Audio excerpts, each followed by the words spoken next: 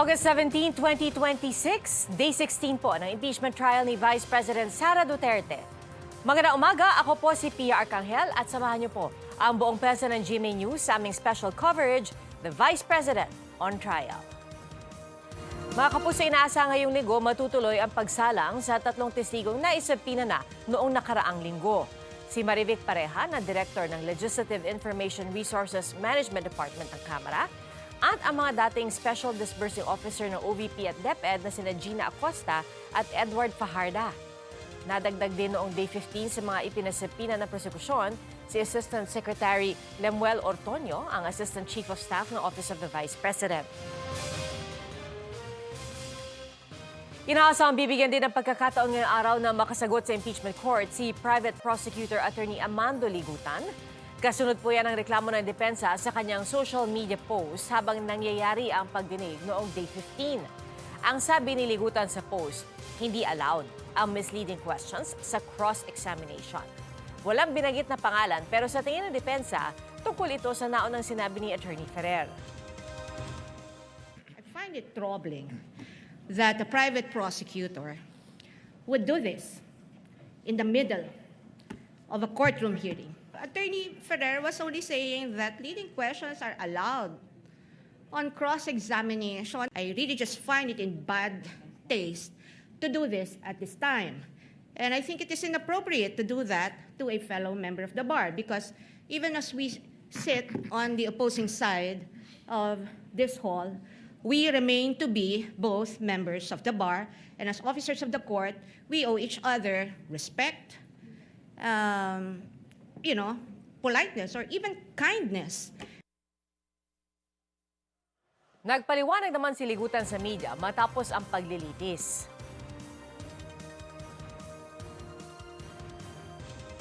With all the respect po, kung babasahin doon, I am asking you, did I mention a name? Did I mention what case? Zero. Nothing. Nada.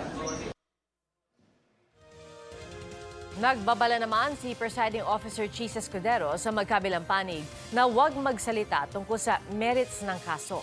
Napapansin daw niya na tila may mga lumalabag sa sub judice rule.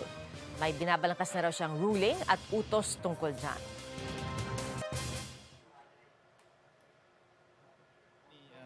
Times and in fact the presiding officer is already in the process of drafting a ruling and a warning and an order pertaining to this, because clearly I can even name all of you who have been commenting on social media in violation of Rule 18 of the impeachment rules. Mga kapuso, balikan muna natin ang cross-examination ng depensa kay COA ICFAL Supervising Auditor Sailene May del Campo noong Miyerkules. Binigyan din po ng defense team na sa ilalim ng joint circular ng COA na basehan ng audit sa confidential funds, hindi otomatikong humihingi ng official receipt at pwede na ang acknowledgement receipts. Pero paglilinaw ni del Campo, humihingi sila ng ibang pruweba para sa ibang gastusin. Tulad po yan ng pagbili ng gamot at pagkain. Ipinunto rin ng depensa na hindi sinita sa Notice of Disallowance ng COA ang paggamit ng fictitious o mga nakakatawang pangalan na tumanggap ng confi funds. Pau, on the use of fictitious names or aliases. Nasa notices of disallowance po ba yun? Wala pong nakalagay sa Wala. notice of disallowance. Okay, nakikita niyo ba ho yung name dyan na Mary Grace Piatos? Wala po. How about Renan Piatos? Wala din po. Andy C. Lim? Wala po. Patty Ting? Wala po. Ayon pa sa depensa, nakalaki sa submission ng Protective Intelligence Operations Report na nagsasaad na ginamit ang bahagi ng confi funds sa pagtitiyak na ligtas ang bise sa pagdalo sa kanyang mga aktibidad. Question yan ng prosekusyon dahil mayroon namang sariling security group ang vice-presidente na sinasweldohan at dapat din daw na coordinate ito sa law enforcement agencies. The Office of the Vice President has no less than 400 security guards. And if the security guards are being paid salaries should these salaries be debited or reimbursed from confidential funds? Isa po, yung salaries po, hindi po siya pwedeng i-charge sa confidential fund. Okay. May finding ba kayo sa notices of disallowances nyo, both first and second notices, na yung VPSPG ay nagre-receive ng payments for reward and purchase of information from the confidential funds of the Office of the Vice President? May findings po na ganon? Wala po.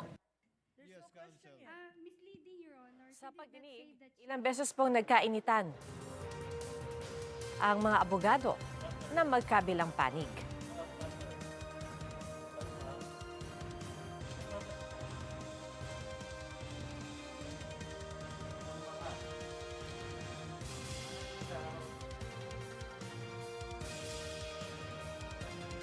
Gaya po yan ang debate tungkol sa sinasabi ng prosekusyon na misleading questions.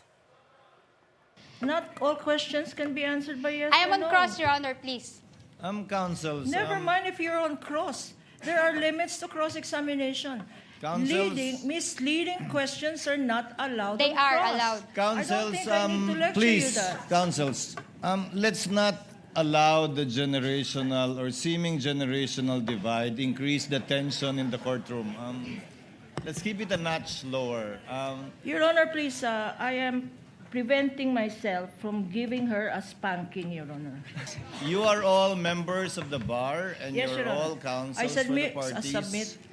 And we will be treating and looking at each one equally. At para tulungan po tayong talakayin at himayin ang nangyayari sa impeachment court, makakasama po muna natin si Attorney Jose Judd Roy III. Siya po ay former dean ng pamantasan ng lungsod ng Maynila Law School at kabilang din po siya sa Nooy Defense Team ni former Chief Justice Renato Corona. Good morning, Attorney Judd. Magandang umaga, Pia. Good morning, Attorney. Well, umpisa na natin doon, Attorney, sa nakita natin ngayon, yung sagutan. I mean, I'm sure based on your experience, not just sa impeachment ni former Chief Justice Corona, but in regular court, diba, in litigation, hindi naman maiwasan na minsan nagiging emosyonal or may tensyon sa pagitan ng magkabilang panig. Pero paano ba dapat minamanage po ito, Attorney? Well, yung sagutan minsan talaga nangyayari yan dahil siyempre mariin na pinaglalaban ng mga abogado yung kanilang mga posisyon. In fact, hindi masyadong uncommon makikita mo ang nagsasagutan kami nung West. Nagtatalo kami dahil ayaw niya akong pagbigyan or hindi niya nakikita kung ano kung saan ko siya gustong dalhin, no? Tapos, lalo na dito sa impeachment, kasi Pia, parati kong sinasabi, ito isa sa pinaka nakakapagod na kaso. Isipin mo, nandun sila hanggang alas 3 ng hapon. Pagkatapos yan, dire-diretso yan sa gabi, tatrabaho. Balik ulit the next day. So, pagdating dyan, pagod na yan, maraming iniisip. So, yung maliliit na bagay minsan, hindi na pinalalampas. Ngayon, ito naging problema kasi yung presiding officer mismo, masyadong masyado siya mabait or maraming instances no, sa nakaraang araw. Nagbibiroan sila ni Attorney Lorna, no? So, siyempre, nagiging awkward kasi meron kayong magandang relasyon tapos biglang kailangan mong disiplinahin, etc. Dapat siguro ang ginawa ni Senator Chis, kagaya nung nakikita nyo sa pelikula, hampas niya yung gavel, patawag niyo yung dalawa. You guys, tigilan nyo yan, ha? Tama na yung away-away. Ano ba ang ano? Anyway, ang masaklap dito, ang pinagmulan yata dito, misunderstanding. Kasi ang tinanong nga naman ni Attorney Kapunan, leading or misleading ang nasabi niya. Umuo naman tong isa. Ang tinutukoy pala ng isa yung leading, hindi yung misleading. Tapos, nagkomento pa, nag-text pa or nag-post pa yata si Attorney Ligutan, lalong nakomplika yung sitwasyon. Now, ang binanggit ng presiding officer yung Rule 18 na pinagbabawal na pag-usapan yung merito ng kaso o yung kaso sa labas. Ito'y napakahirap gawin dahil sa sitwasyon na tayo nasa panahon na ng social media at ang mahirap dito, ang publiko imbitado eh. Di ba? Araw-araw nga tayo sa TV, imbitado na panuorin, subaybayan at iba pa. doon sa regular na kaso, hindi ka naman basta-basta pwedeng pumasok. Gawa yun nung COVID. Nung COVID kasi, ang pinapapasok lang yung mga involved doon sa kaso nila. So yun, tapos parang nasundan yung gawain na yun. Ngayon, hindi masyado nagpapapasok ng tao kung wala kang business doon. Bakit ka standby doon? Pero actually, courts of public record po yan. Pwede ka dapat talaga manood kahit sino. So, itong sa impeachment, gayon din. Ano itong sinasabing sub judice rule? Kaya po meron tayong rule na ganyan para po hindi ma-impluensyahan yung pag-iisip ng mga huwes. Diba? Kasi nga, isipin nyo, yung mga huwes doon sa regular na korte, kung paglabas niya doon sa trial court, naririnig niya lahat pinag-uusapan ang kaso niya at sinasabing ito ay guilty o ito ay acquitted or whatever o innocent, baka ma-impluensyahan yung kanyang paghatol. Pero dito sa impeachment, yung mismo mga senator judge nagpo-post din kasabay nung kaso. So, paano papatupad ni Senator Cheese yung rule kung gagawa man siya ng paglilimita o pag-restricto? Pangalawa, ano ba yung pagbabawalan mo na magkomentaryo ka tungkol dun sa mga nagaganap? At sinong pagbabawalan mo? Halimbawa, ako yung depensa. Sige, Mr. Presiding Officer, kinakansela na namin, wala na kaming spokesperson.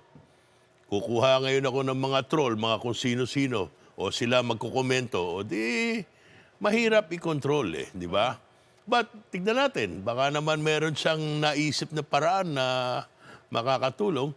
Siyempre gusto natin iwasan yung nagtatalo yung mga abogado sa hindi masyado makabuluhan na bagay at na yung kanilang pagkakatunggali ay lumabas pa sa courtroom. Ang sa amin, alam mo, bilang mga abogado, meron nga sport lang, di ba? Bakbakan sa loob pero walang personalan. Pero hindi parating madaling gawin yun. Mas madaling sabihin kaysa gawin. Totoo. Pero meron ba talagang parang rules of proper decorum? Tama po ba yung dapat hindi yung dalawang abogado yung nakikipag-usap sa isa't isa? Dapat yung West lang ang kinakausap habang nandun sa korte? Yes, kahit sa parliamentary procedure. Kaya kita mo, pag nagsasalita yung mga senador, parating Mr. President, kahit meron silang ibang may kaharap o may kausap. Yes, ang procedure talaga dyan, pag may presiding officer, ang kausap mo yung presiding officer. Yun nga, sadya talaga yun para yung mga sasabihin mo, kailangan yung frame of mind mo, ginagawa mong formal. Hindi mo pe-personalin yung kung sino man yung gusto mong kausapin. No? Kaya parating naka-address sa presiding officer. Pinahatid mo yung message doon at ganun ang naging tradition dyan sa mga proceedings diyan, including sa korte. Alright, babalikan natin ang ating diskusyon, Attorney Judd. Pero ngayon kukuha po muna tayo ng update mula po sa Senado at naroon ang ating kasamang si Ian Cruz. Ian?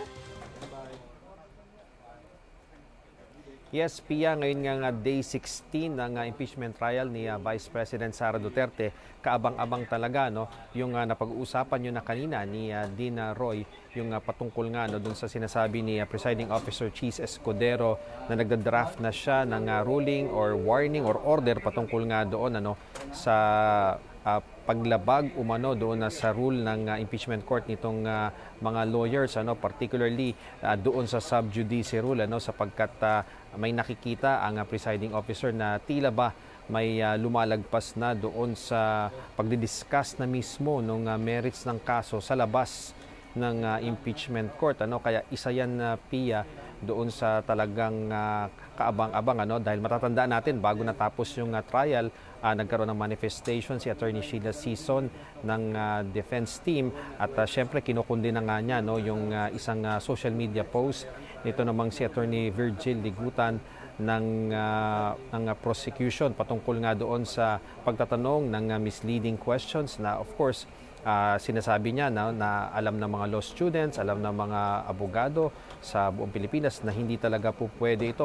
Pero yun nga, Pia, kailangang matrace din kung bakit nga ba nasabi yun, yung misleading question na yun, na nababanggit din kanina ni Dean Roy na maaring nagkaroon ng miscommunication doon sa, or hindi lang nagkaroon ng unawaan, dahil imbes na leading questions yung kine-question ni Attorney Lorna Capunan, maaring nabanggit nga niya na misleading questions, kaya naman nasabi naman ni Attorney Christine Ferrer na pupwede yon, at doon na sa mga panahon na yon, ay pinipresume ng defense na doon naman nag-text or nag-post sa social media itong si Attorney Ligutan patungkol nga dito sa misleading.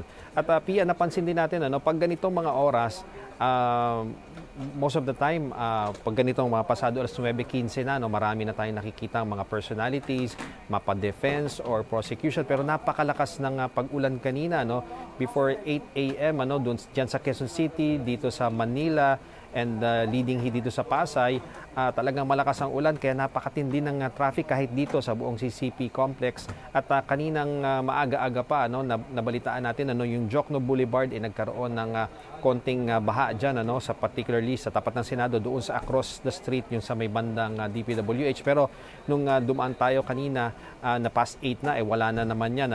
Pero ang napansin din natin, ilang abogado lamang yung nakita nating dumating na mula doon sa defense, and doon naman sa panig ng prosecution, may ilan na sinasabi sa atin yung mga nakabantay doon na mga guard, na mga security personnel nila na parating pa lang, sapagkat ang yun nga, nababanggit nila Pia, medyo nahihirapang dumating, pumunta dito sa Senado na nasa Pasay City ang mga abogado, sapagkat yun nga, matindi na ang build-up ng traffic sa labas ng Senado. Going back sa trial, inaasahan Pia na ang testimony ni Marivic Pareha ng House of Representatives, pinasabina siya ng impeachment court, dahil siya yung may hawak ng House Legislative Information Resource Management, kaya kasama siya doon sa pinapag-testify dahil sila ang may hawak nung mga naging proceedings patungkol sa mga sa pag-question dito nga sa paggamit ng confidential funds ng Office of the Vice President at ng Department of Education. Of course, pinasabina rin ang dalawang SDO ng Office of the Vice President and ng Department of Education, si Gina Acosta sa OVP and si Edward Fajarda ng DepEd, at of course pinasabina rin for this week si Lemuel Ortonio na ASEC sa OVP. Pero yun nga Pia, napansin natin kay Roderick Wamil at dito kay Sailin Del Campo ng COA, talagang umaabot ng ilang araw yung kanilang pagtestigo, sapagkat napakahaba nung direct examination, and then may intervention ang mga or interjection ang mga senador pagkatapos pa ng cross-examination ng depensa, kaya talagang humahaba. At alam natin itong Article 1, itong alleged misuse ng confidential funds, talagang napakaraming mga dokumento, kahon-kahon nga yung pinaparada ng prosecution ng mga ebidensya nila patungkol dito. And of course, dito sa mga susunod na mga testigo, may mga documents muli na mga ipapa-confirm sa kanila, and kaabang-abang syempre matapos itong si Marivic Pareha ng House of Representatives, kaabang-abang syempre yung magiging pagtestigo ni Gina Acosta at Edward Fajarda, sapagkat sila nga yung Special Disbursing Officer ng OVP at DepEd.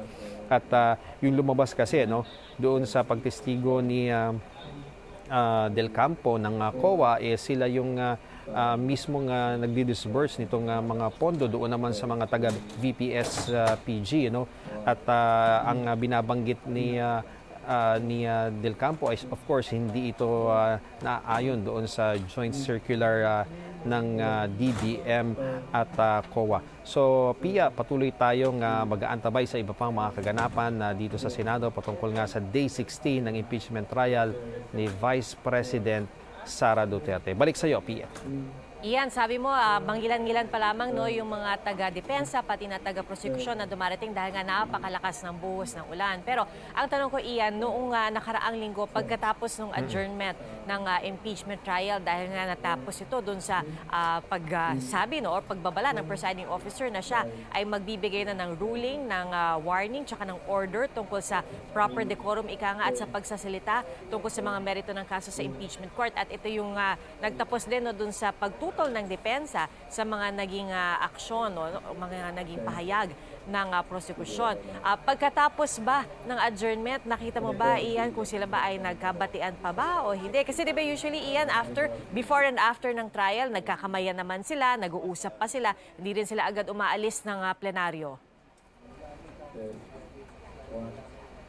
Well, Pia, nakita natin si Attorney Sheila Sison, dire-diretso dun sa huddle room ng defense, gayon din ng ibang mga taga-prosecution. Pero ang napansin natin na nag-usap talaga ay itong si Attorney Michael Powa at si Attorney Benjamin Tolosa, yung sa panig naman ng prosecution, sila talaga ay nag-usap doon sa hallway, in between yan, ng mga huddle rooms ng defense and prosecution. Of course, tinanong din natin si Attorney Powa kung ano ba pinag-usapan nila.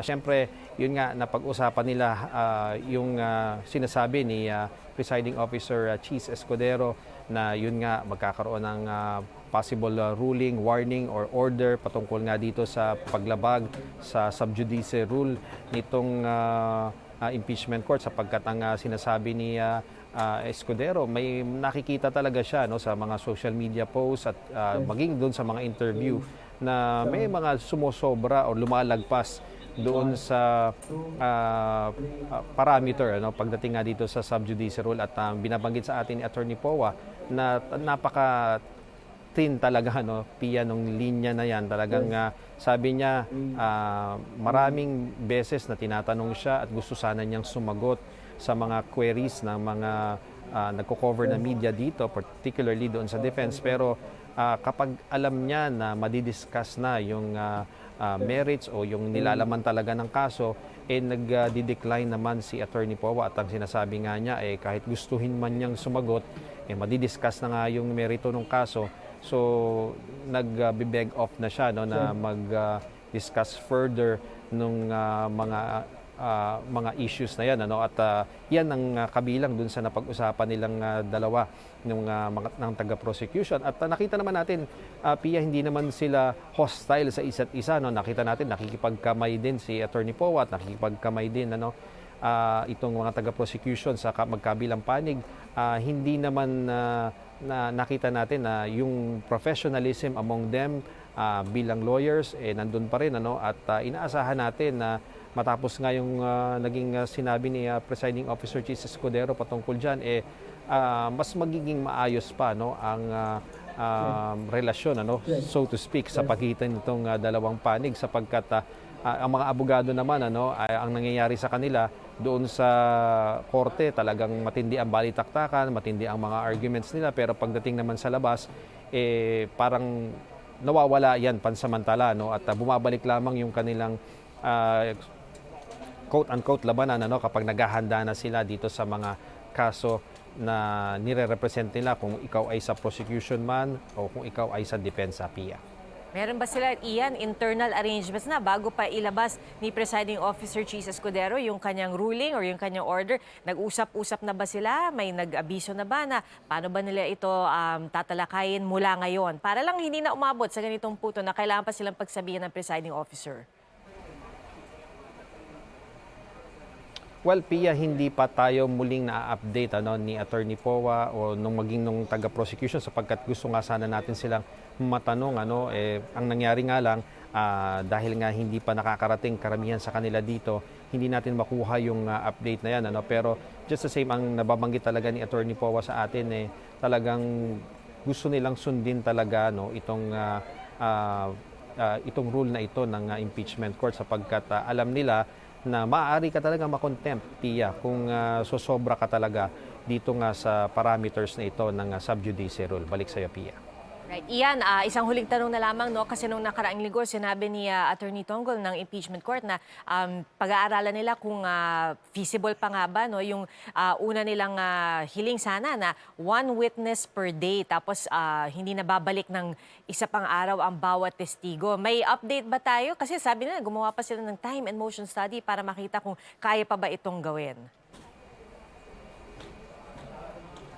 Well, Pia, hindi natin talaga masabi, no, yung itatakbo nitong trial kada araw, ano, sapagkat usually nag-schedule nga sila, no, ng 3 witnesses kada linggo, no, pero nakita natin nung mga nakaraang linggo, ilang araw din si Roderick Wamil ng COA, ilang araw din itong si Sailin Del Campo ng COA, kasi depende kasi yan, ano, kung gaano karaming mga ebidensya ang ipapa-identify sa kanya, patitingnan. At nakita naman natin, Pia, no, hindi naman talaga lahat ng 4,000 na mga acknowledgement receipt ay pina-identify kay Del Campo. Nagkaroon lamang siya ng tabulation, summaries, and sampling, and ilang mga pangalan lamang yung ginawa, ano. Kasi kung iisa-isahin talaga yon, talagang napakarami nito, libo-libo, so hindi talaga feasible, ano, at napakaraming oras na gugugulin. Pero yun nga, ano, Pia, siguro ang isa sa mga nakikita, no, na binabanggit din ni Attorney Tonggol ay talagang yung pagkakamada, no, nung sequence nung proceeding, ano, na tulad yon, kung may mga bagay na pwede nang padaliin, katulad nga ng mga stipulations, mas makakabuti talaga yan, Pia, no? Dahil kapag nag-agree naman ang magkabilang panig doon sa pareho nilang exhibit o pareho nilang ebidensya, doon talaga umiiksi na yung time, dahil imbis na talakayin pa yon, na-admit na yon or tinatanggap na yon nila, no, na kapwa nila ito exhibit, Pia. Ian, maraming salamat sa iyo. Si Ian Cruz po nag-ulat live mula sa Senado. At mga kapuso, napapanood po ang live stream ng GMA News Special Coverage, The Vice President on Trial, sa ating YouTube page na youtube.com/@GMA News, pati na sa ating Facebook page na facebook.com/GMA News. At simula po mamayang 9:45 na umaga, mapapanood na rin ito sa GTV. Ngayon naman, makibalita tayo sa isa pa nating kapuso at kasama sa Senado na si Sandra Aguinaldo. Sandra, good morning!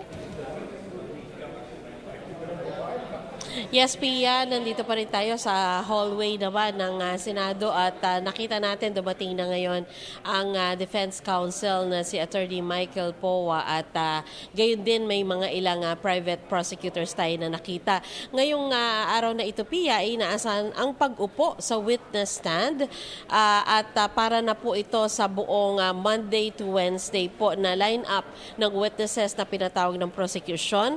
Sina House Legislative Information Resources Management Department Director Marivic Pareha, Gina Acosta, Disbursing Officer ng OVP, Edward Fajarda, Disbursing Officer ng DepEd, at Lemuel Ortonio, Assistant Chief of Staff ng Office of the Vice President. At nasa Article 1 pa rin po tayo at ito yung pagtalakay sa umunoy maling paggamit ng confidential fund ni Vice President Sara Duterte sa OVP at sa DepEd nung siya po yung nanunungkulan pa doon. Napangalanan itong si Gina Acosta na nag-withdraw umano ng confidential fund ng BICE, partikular noong 2022. At si Fajarda naman yung napangalanan na disbursing officer ng DepEd nung pinuno pa nito si VP Sara. At si Marivic Pareha naman po ay may kinalaman doon sa authenticity o magpagiging makatotohanan ng mga dokumento na natanggap ng Kamara sa kanilang investigasyon na napamarkahan bilang ebidensya po at ginagamit din dito sa Senado. At si Ortonio naman po yung sinasabing kasama ni Acosta na nag-withdraw at umano'y nagpakilala kay Acosta doon sa Land Bank. So babantayan po natin yung mga testimonya nila Pia, partikular si Acosta, Fajardo at Ortonio, at uunahin daw po muna si Pareha. Ayon po yan kay Congressman Joel Chua, at pagkatapos niya at saka isusunod yung tatlo, pero over the period of 3 days po yan, kaya hindi natin alam dahil Pia nga yung tinatagal, no, ng bawat isang witness ay 2 to 3 days, kaya po antabayan na natin kung agad-agad tayo makaka-move on papunta doon sa testimonya naman po nila Acosta, Fajardo at Ortonio, kasi interesting siya, no, Pia, dahil nga sa kanilang association with the Vice President ay talaga inaantabayanan po yung kanilang testimonya ngayon. So yan muna po ang pinakahuling ulat mula dito sa Senado, Pia. Sandra, so uunahin muna si Ms. Marivic Pareha. Ano ba yung inaasang magiging bulto ng kanyang testimonya? Yes, Pia, magre-rely daw talaga ito doon sa tinatawag nila na chain of custody ng dokumento, kasi nga nung nakatanggap ng mga dokumento itong House Committee, no, na nag-imbestiga sa Vice President, at pati na rin yung pangangalaga sa mga dokumento na yan at pagtiyak doon sa authenticity naman ng mga dokumento rin. So pati yung sabi nila, pati yung dokumento na natanggap nila, pati yung videos or USB na natanggap nila, ay magta-testify dyan si Pareha. Kaya nga, Pia, parang isipin mo baka sakaling medyo mas maiksito, no, kumpara doon sa mga witnesses na nakita na natin isinalang nitong mga nagdaang araw, Pia. Alright. Sandra, kanina sinabi ni Ian na parang hindi pa kumpleto, no, yung prosecution tsaka yung defense team dahil nga sa tindi rin ng traffic at yung biglang buhos ng ulan. Pero may impormasyon ba tayo kung nariyan na sa Senado yung mga testigo para sa araw na ito? Sa ngayon, Pia, tinatanaw-tanaw ko nga, makikita mo yan sa bandang likuran ko. Pero sa ngayon, wala pa kaming nakikita, no, na pumapasok dun sa dalawang kwarto, no, nakaalat sa mga testigo. So, siguro maya-maya lamang, Pia, kasi talaga nga naman napaka-traffic, kasi naranasan ko rin yan papunta dito. Alright, sige Sandra, makikibalita ulit kami sa iyo mamaya. Maraming salamat sa iyo, Sandra Aguinaldo. At ngayon mga kapuso, kasama pa rin natin si Attorney Judd Roy para lalo pa nating maintindihan ang mga nangyari noong nakaraang linggo at ang mga magaganap sa araw na ito. Attorney Roy, nabanggit ni Sandra na ilan dun sa mga nakapilang testigo, sina Special Disbursing Officer Fajardo, Special Disbursing Officer Acosta, pati na yung si Ginoong Damuel Ortonio from the OVP. Sila ba, Attorney Roy, by virtue of the fact na sila ay nagtrabaho kay Vice President Sara Duterte, maituturing ba silang hostile witness? Yes, kasi ang natural inclination po niyan, ipagtanggol yung mga ginawa nila nung magkasama sila doon sa opisina. Yung iba yata hindi na active sa opisina, no? So, syempre, laman din lang na sila ay mga empleyado o katulong ni VP Sara, maasahan mo na ang sasabihin niyan malamang kampi kay VP Sara. So, ang gusto natin mangyari dyan, itrato na hostile witness. Para pagsampa pa lang yan, pag upo pa lang, yung prosecution, ang style ng pagtatanong dyan, cross-examination kaagad. Hindi na direct examination. Mas may laya na siya na tanongin ng kung ano-ano yung pinasasabing yes or no questions. Yan ang makikita nyo, yung mga leading questions. Yan ang gagawin ng prosecution dyan. Ang mangyari, pag sila ay empleyado nung party, no, hindi mo maagad matutuklasan yung kailangan mong malaman. Kasi paiwas yung mga sagot niyan pag kakampi o kasabwat nung nasa sakdal. So, gusto mo itrato yan na hostile witness. So, ang natatandaan ko kasi noong nakaraan, nung si NBI Director Melvin Matibag ang umupo bilang testigo, tinanong siya parang hindi ba nakipagpulong ka sa prosekusyon bago itong pagtestigo mo? Tapos sabi, wala namang bawal doon kasi ibibrief siya ng prosecution. Pero sa pagkakataong ito, pwede bang i-brief yung testigo ng depensa?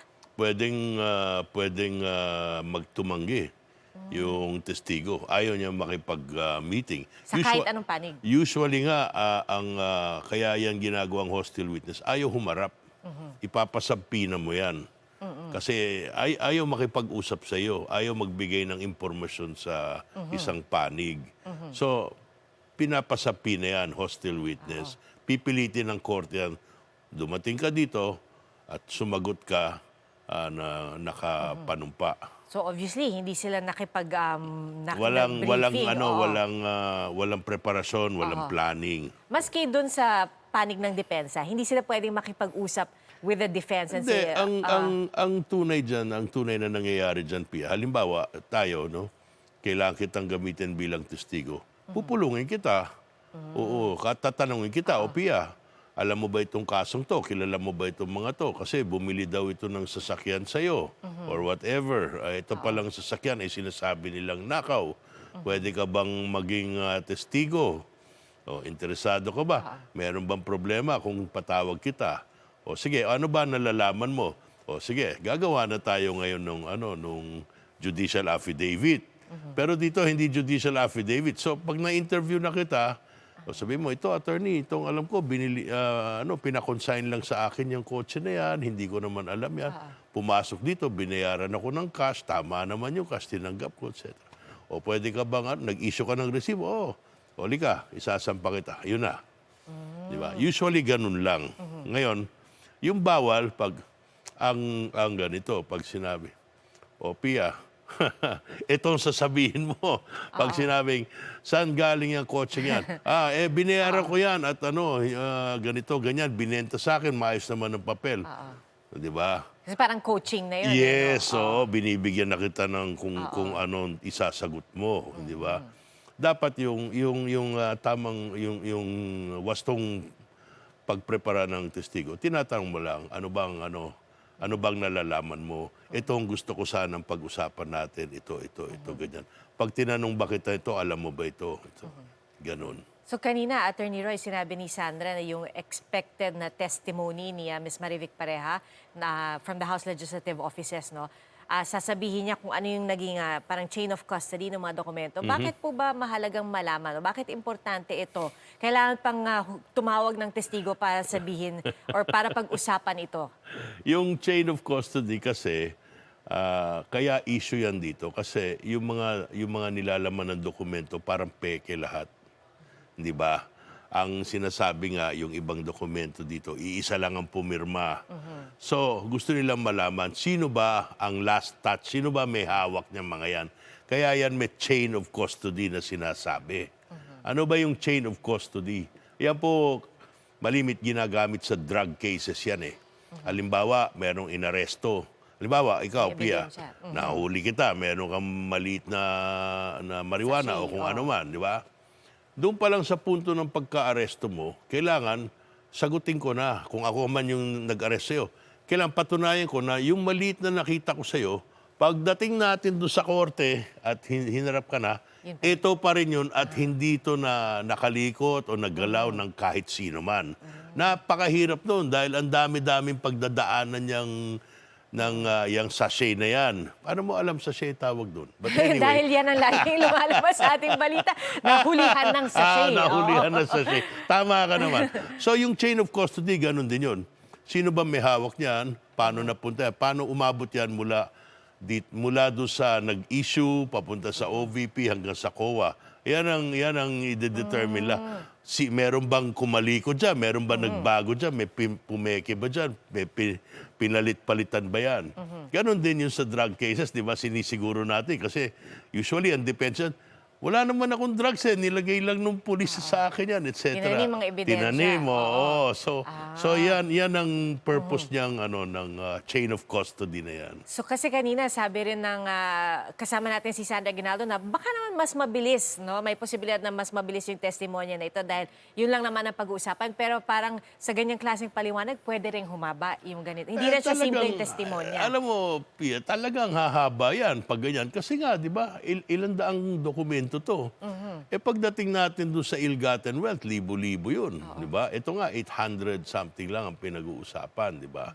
Maraming issue na chain of custody dito eh. Yung mga resibo pabalik at saka yung pera lumabas. Ano yung chain of custody nun? Kanino mo binigay? Di ba? Kasi nga, doon sa dokumento, hindi mo malaman kung sinong tumanggap. Pinagtatalunan pa kung paano ginamit, tama ba yung etc. Di ba? So yung chain of custody na yan, magiging isang prinsipyo na ang gustong ipakita ng prosecution na yung mga dokumentong nakapasok sa COA, yun talaga yung binigay. Hindi pwedeng sabihin ng depensa, hindi, ito binigay ko bakit iba na yan dyan, di ba? Kasi pag ganon, edi may problema. Hindi tama yung hindi nagmamatch yung mga dokumento. Pero ang papalabasin ng prosecution, which I think na hindi naman ganong kahalaga, yung pinasok nila, ito rin yung natanggap namin. Kaya nga, di ba, nagdidiskusyon sila. Bakit di na lang kayo nag-stipulate na pare-pareho yung dokumento? Total, di ba, meron kang kopya nito. Naalala mo, siguro mga 2 weeks ago, yun ang pinagtatalunan, di ba? Ito yan, dito natin makikita. Ito ba, kailangan, napakahalaga ba nito? Well, hindi ko masiguro sa iyo, Pia, kasi posibleng ginagawa lang to ng prosecution para hindi maipasok ng depensa yung argumento na yan. Ito ba talagang issue dito? Meron bang issue dito na talagang nagkapekean ng dokumento? Parang may ganong issue. Pero ang issue ng pagpamemeke, lumalabas dun mismo sa dokumento na parang iisang taong pumirma, parang yung mga nilagay na pangalan, hindi tunay na tao, hindi ba? Yan ang problema. So, yan ba ang mga dokumento na yan? Yan ba talaga yung sinumite? O ito yung mga pineke nung papasok? So, Attorney, ano yung gusto niyong marinig at makita sa mga testimonya ngayong linggong ito? Maikling testimonya, mabilis na testimonya, at wag yung paulit-ulit na inuulit lang yung punto for every document. Kada dokumento, gano'n na naman. Kada dokumento, gano'n na naman. Ayoko naman pangaralan yung mga nagpepresenta. Pero meron mga paraan yan na, ito, 20 dokumento, lahat ng tanong ko ganito. So mamarkahan natin petsa, pirma, di ba? So isa na lang, okay na, o 20, o di tapos ka na doon sa 20 kung pumayag yung kabila. Pero alam mo kasi, Pia, maraming level yung strategy sa impeachment litigation, di ba? Meron yan, yung sa technical na bagay, di ba? Pangkaraniwan sa mga abogado yon. Pero nakita mo nangyari, nung naging technical yung mga abogado, maalma yung publiko. Ala kami maintindihan, Ika. O yan, ito, medyo niluluwagan na. So yan. Yung pangalawang level dyan, yung interaction mo sa publiko. Eto na nga, si Ligutan at si ano. Yung pangatlo dyan, yung epekto nung mamanage mo nung paglitis doon sa mga senator judges. Halimbawa, ang depensa, mas interesado silang maging pangkaraniwan ang impeachment na hindi exciting. Gusto nila mas technical. Ordinary lang, plain, wala. In fact, naalala ko nung nag-umpisa kami doon sa corona, ang unang hiningi ko, pwede ba tayong maglitis na walang media? Pwede ba tayong closed door? Bakit? Ayoko magkaroon ng public pressure On the diba? senator judges? On the senator judges. Kasi hindi maintindihan ng tao yung mga technical na bagay So, baka akala nila mali-mali yung ginawaan ni Chief Justice o kung ano, magkakaroon ng public pressure na i-convict siya. Which, in my opinion, yun nga nangyari. See? So, kung tinanggal ko yung social media at yung media at lahat, at naglitis kami ng nakakulong sa kwarto na walang nakikialam, malamang naging iba yung resulta. Pero So yung depensa, yun ang gusto nila, na mawala yung social pressure, yung public pressure. So bumabalik tayo dun sa iba kasi ang impeachment court Yes. sa regular na korte. Yes, definitely. Kasi yung mga huwes dito, iba, hindi sila ordinaryong huwes. Halimbawa, may nagko-comment na, bakit yung huwes, yung mga tinatanong irrelevant, wala namang kinalaman doon sa kaso. Alam mo, hindi mo sila masisi dahil mambabatas din sila Halimbawa, yung yung size nung, magkano ba yung laman nung winidraw yung pera sa land bank, di ba, pinag-usapan, ilang pirasong maleta ba yun or kung ano man bag na yun. Sabi nung iba, bakit yun ang tinatanong? Siyempre doon sa ibang issue na hinaharap nila doon sa Senado, hindi nila malaman, magkano ba yung laman ng ng isang maleta, ilang milyon ba yun? Siguro hindi siya nakatanggap ng mga maleta niyo, kaya hindi niya alam. Or whatever, di ba? So minsan yung ibang tanong, halimbawa naglilinaw sila tungkol sa COA, minsan nagtatanong yan kasi meron silang naiisip na ugnay doon sa ibang bagay, doon sa trabaho nila. Tama ba yun? Well, sana hindi gawin yun. Pero hindi mo maiwasan kasi mga mambabatas yan At nandito na yung esperto sa harap mo So, kung magagamit nga naman nila yun, naintindihan ko kung bakit nila tinatanong. Pero strictly speaking, dito lang dapat tayo sa kaso. Babalikan ko yung sinabi niyo kanina, attorney, na kasi 10 a.m. to 3 p.m. yung ginagawang paglilitis na mahaba nga yun. Kaya sabi niyo po, di ba, minsan na hindi na maiwasan na, syempre, tensions increase, tensions are heightened. Pero pag-uusapan po natin yan, attorney, sa ating pagbabalik. Tuloy-tuloy po yung ating live stream ng GMA News Special Coverage, The Vice President on Trial. At sa ating po pagbabalik, mapapanood na rin po tayo sa GTV.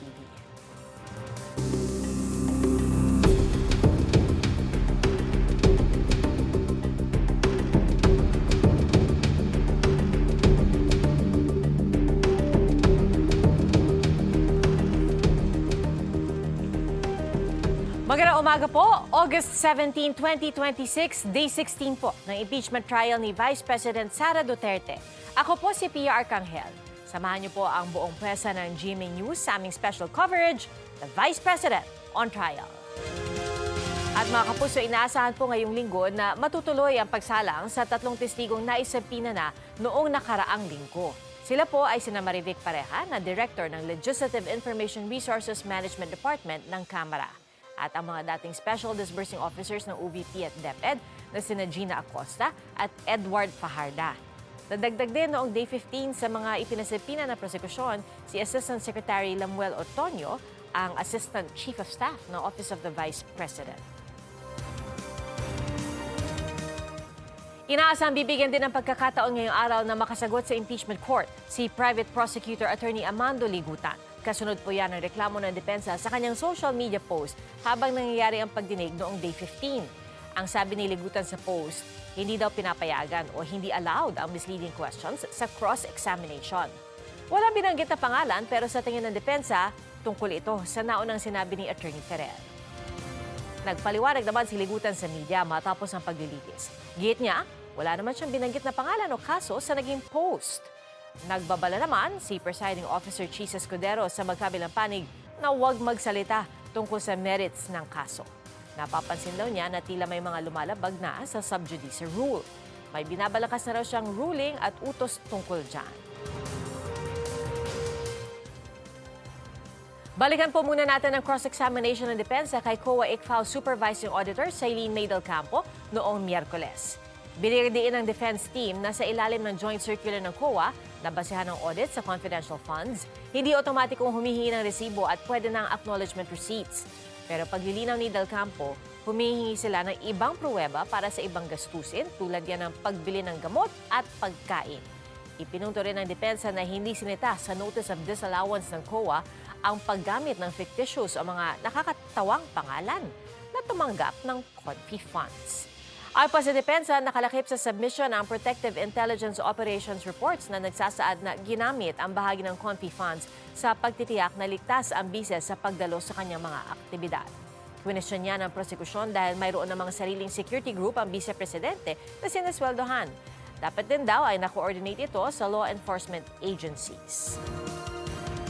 Sa pagdinig, ilang beses nagkainitan ang mga abogado na magkabilang panig gaya ng debate patungkol sa sinasabi ng prosekusyon na misleading questions. Katulong natin sa pagbabantay sa Senado si Joseph Morong at ngayon kukuha po tayo ng update mula sa kanya. Joseph, good morning! Good morning again, Pia. Good morning kay Attorney Jude. This is familiar territory for you, Attorney, but just to give you a parang context kung saan at bakit kailangan itong dalawang disbursing officers ng Office of the Vice President, si Gina Acosta and DepEd Disbursing Officer Edward Fajarda. Matatandaan natin na noong last Wednesday, may mga questions, no? Yung mga senators, at least on two major points. Yung chain of accountability Kasi ang testimonya nitong si Del Campo is that kahit disbursing officers sila Fajardo at saka sila Acosta ay binigay nila yung pera upon the instructions of the Vice President doon sa mga Vice President Security Group commanders.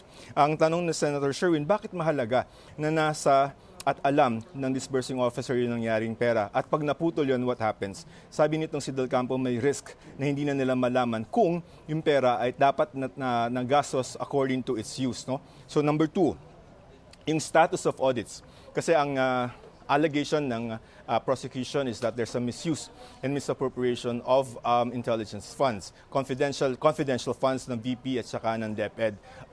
Tinanong ng korte in the course of the testimony ni Del Campo kung ano na ba yung mga statuses. Okay, may notice of disallowance on the 2022 last quarter ng OVP, pero yan ay inaffirm ng commission proper but under appeal. Number 2, yung first, second, third quarter ng 2023 OVP, notice of disallowance but within the period pa rin where they can appeal. Okay? DepEd, we're talking about 3 quarters of funds totaling 112.5 million pesos. Meron niyang credit notice. Ang ibig sabihin ng credit notice ay pasado sa auditing except if there is a newly discovered, new material evidence na pwedeng magpakita ng hindi wastong paggamit nun. Bottom line, based on the questions nitong si Presiding Officer Senator Chisa Escudero, walang final determination kung ano ang status noong mga disallowances. Ibig sabihin, wala pang pinal na desisyon ang Commission on Audit na dapat ibalik na yung mga pera na yon at yun ay adverse to the Vice President. Now, we have si Attorney Reggie Tongol, tagapagsalita ng pinapromote na kita. Senate Impeachment Court. Senate Impeachment Court, sorry. On several things. Number 1, sir, schedule. Ano ba talaga? Naging 2, naging 10, may proposal na 5. Can you tell us now the decision, if there is a decision? So far, Pia, at saka mga manonood ninyo, wala pang desisyon kung maililipat yung schedule ng impeachment proceedings from morning to afternoon. So let's wait kung nagkaroon na nga ba ng pag-iiba ng desisyon ng ating mga senator judges dyan. Okay. Ito, sub judice. Medyo minomonitor niyo pala, at least ng clerk of court. So more or less, you would know, I'm sure you won't tell me kung sino yung mga namumuro na, kumbaga. Pero mamaya ba, pag-uusap, kasi sabi ni Atty. Kapunan, nakasalubong siya kanina, naamos siya, yun muna, bago sila pareha. Ano bang magiging sequence natin? Should we will the impeachment court discuss the issue first or will go with the witnesses? Well, kung makikita natin yung polisiya ng impeachment court sa ni presiding officer, he leaves the administrative matters at the end of the trial. Hahayaan muna yung mga testigo mag-umpisa ng kanilang testimonya because that is the more important matters to be considered. However, since may hanging issue the last time for resolution, which is the Manifestation Respondents Council, Attorney Sison, maaari ring mauna muna yung ukol doon sa ruling na yon. But of course, kung titingnan natin, ayaw sana ni presiding officer na maging yun yung unang-una, maging highlight, no? So, at medyo, kung ano man yung ruling na yon, medyo it will cloud the other testimonies of the witnesses na mas important in an impeachment proceeding. Sub judice, applicable yun talaga sa mga parties, no? Does it apply to the senators? Anong update dun sa ethics complaint kay Senator Pia? Under Rule 18, kasama dyan yung mga senator judges, kasama dyan yung mga counsels, both the House Prosecution Panel and the Counsel for the House Prosecution Panel and the Respondents Council, and as part of the party, yung respondent as well. So, ukol naman sa mga senator judges, as you have already seen before, the presiding officer and the impeachment court deferred the matter to, or referred the matter rather, to the Senate as a plenary body, no, sa kanilang legislative body, dahil doon sa ethics committee papakinggan yung ganong mga issue on a senator judge. Okay, so ano ba, sir, to? Contempt or admonition lang? At the very least, maybe tap on the, what do you call that in legal term? Parang tap on the Han? Ano? Ako, I wanna risk- I think the policy of the presiding officer has always been liberal. If you see the last time, no, nagbigay lang siya ng friendly reminder. We never really considered it as an order from the court. So technically, ito pa lang yung first time na sasabihan yung both parties about their obligations under Rule 18 at saka tungkol sa kanilang obligation as lawyers under our canons for professional responsibility and accountability. So, if we are going to look at the actions of the presiding officer ever since, parang magiging reminder lang ulit ito. At mula dito, start na yung talagang official na order na bawal na silang lumabag doon sa ruling. Kumbaga, one step before an actual memo. Tama ka. Parang yun yung, I think the presiding officer is more keen on that. Okay. Pia, Attorney Jude, si Attorney Tongo. Tongo, sabi niyo po, the attitude of the presiding officer has always been generally liberal from day 1 until day 15.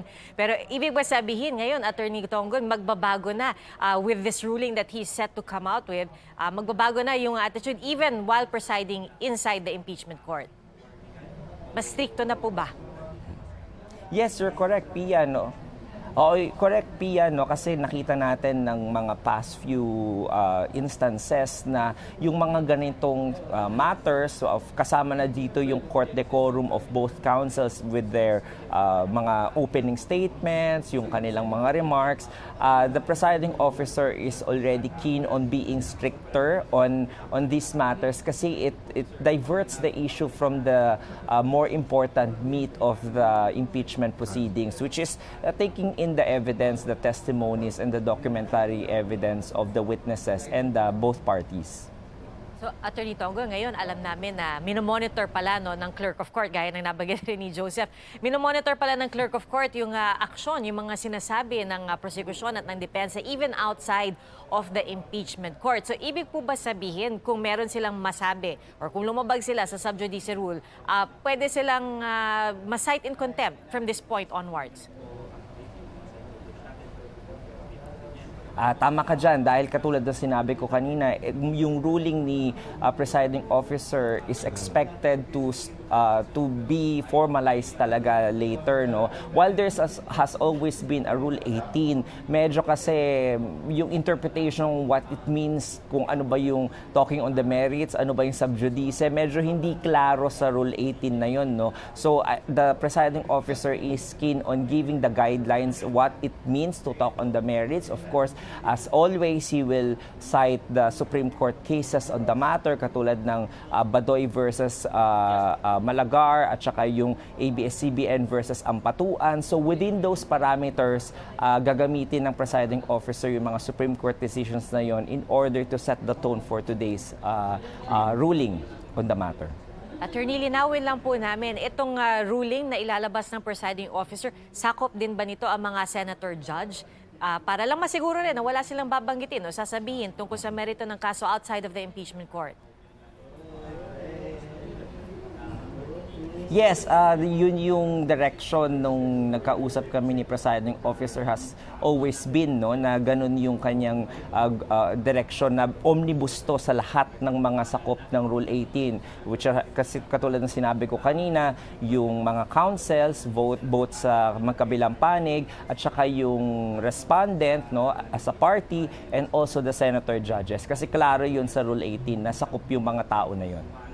Attorney, as we speak, nakikita namin sa loob ng impeachment court, nagkakausap po ngayon, no, sina Attorney Ferrer of the defense and Attorney Lorna Capunan of the prosecution. In fact, nagyakapan pa po sila kanina habang kayo po ay nagsasalita. Wala naman pong naging pagkakataon na pinatawag pa sila ni Presiding Officer Chis Escudero separately outside of the court. No need naman to do this. Yes, tama ka, Pia, no? Wala namang kailangan niya. It's a voluntary effort on both parties.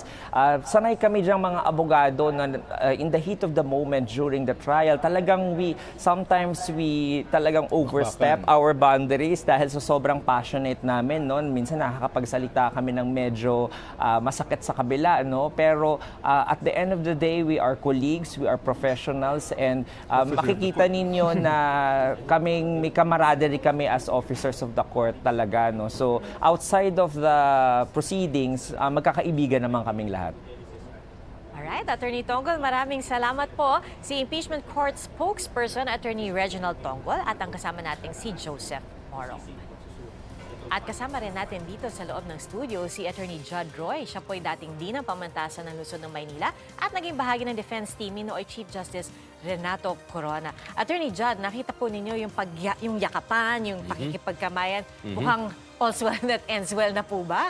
Or hindi pa dito to nagtatapos? Well, alam mo, in the case of Joseph Morong, pag nagkamali ulit siya sa pagbigkas ng pangalan ko, hindi siya makakatikim ng yakap sa akin. Well, yung si Tita Lorna is a very warm person. Talagang jolly and all that. And pag nakilala mo siya, makikita mo talagang very passionate siya doon sa trabaho niya at sa mga kanyang beliefs and all that, no. So, hindi ako nagugulat na siya pa yung kusang lumapit. Nakita niyo naman, she crossed the hall, tumawid at niyakap si Attorney Ferrer. Tapos, si Attorney Paua naman, nilapitan si Attorney Ligutan at sila ay nagkamayan. I guess itong episode na to magiging babala at paalala sa lahat ng mga abogado na sila ay nasa sinusubaybayan ng publiko at pati nung korte. You know, Pia, yung mga senator judges, alam nila lahat ng nangyayari. May mga cellphone din niya, may mga iPad din niya. Nakikita nila kung anong lumalabas. Lahat yan nakatutok sa Facebook dahil parang ito yung pinakapopular. So doon sila tumitingin. Kaya yung pag-post noon ni Attorney Ligutan, sana napag-isipan niya. Alam niya naman na live yun at lahat nanonood. Yung kahit sinasabi niya, ang dinidepensa niya, wala naman akong binanggit, ito, ganun. Paano yun? Punto. Diba? Kasabay na kasabay nung insidente. So, pagamat naniniwala ko wala namang mali siya si Virgil, yung nangyari, yung mga pangyayari, kailangan siguro niyang ipaliwanag. Pero ito, ginagarantiya ko sa iyo, Pia, hindi na uulit yan si Attorney Ligutan. And I hope na matapos na yung bagay na yan. Okay lang yung nagkakainitan sila doon sa floor, ganyan talaga, mainit ang labanan, that's fine. Pero pag nagiging personal between them, hindi naman maganda yun.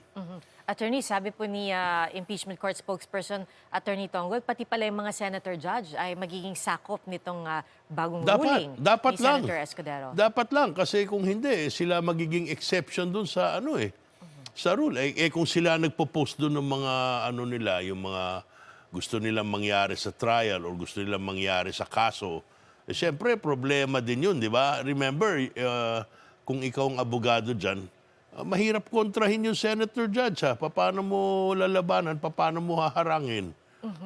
Kailangan well-prepared ka para yun lang doon sa mga interjection Di ba? Iniiwasan mong dalhin doon yung diskusyon. Pag tayo ng senator judge, bam, bam, bam, bam.